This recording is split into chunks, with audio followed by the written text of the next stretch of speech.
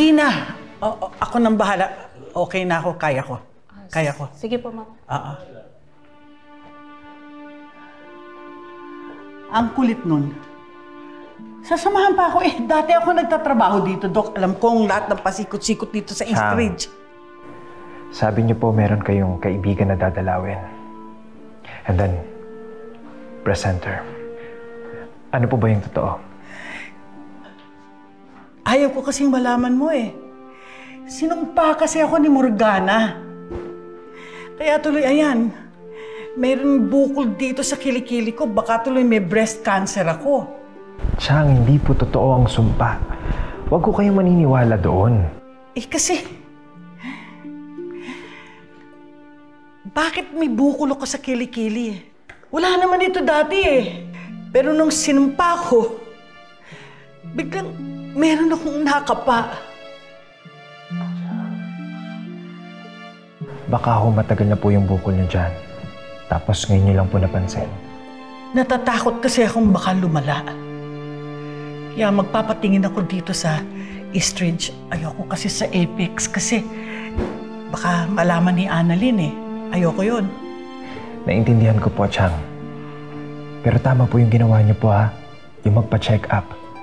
Chang, yung mammogram po at saka yung breast ultrasound, kailangan annually po yan na ginagawa ng mga kababaihan, lalo na po sa edad po ninyo. And then yung self-breast examination naman po, regularly po dapat yan ginagawa. Para po kapag meron po kayong nakapangbukol, mapapatingin niyo po kagad sa doktor. But of course, Chang, an ounce of prevention is worth a pound of cure. Dok, saan ba galing yung breast cancer na yan? Ano ba talaga yan? Bakit nagkakaroon ng ganito? Chang, meron po tayong mga risk factors kung bakit tayo nagkakaroon ng breast cancers. And these are specific to Filipino women. Unang-una po dyan, yung genetic predisposition. Ibig sabihin po nun, nasa lahi nyo na po yun. Pangalawa po yung late childbearing or low parity. Ibig sabihin naman po nun, Chang, isa lang po yung naging anak po ninyo at late ho kayong nagkaroon ng anak. And third, yung westernized diet. High in processed food. Ito po, Chang, yung kapag mahilig kang kumain ng delata o kaya mga pagkain na may mga preservatives. Fourth, ito naman po yung lack in physical activities. Kulang ka po sa exercise. And then, lastly, yung obesity. O kung mataas po yung timbang po ninyo. Dahil nga po kulang kayo sa exercise at hindi balanse po yung inyong diet. Dok,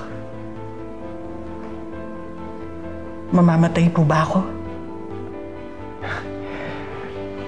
Chang, Susan, huwag niyo pong iisipin yun. Maganda po yung ginawa po ninyo na nagpatingin po kayo kagad. Kasi, Chang, ang cancer kapag naagapan, magagamot yan. Samahan ko na po kayo.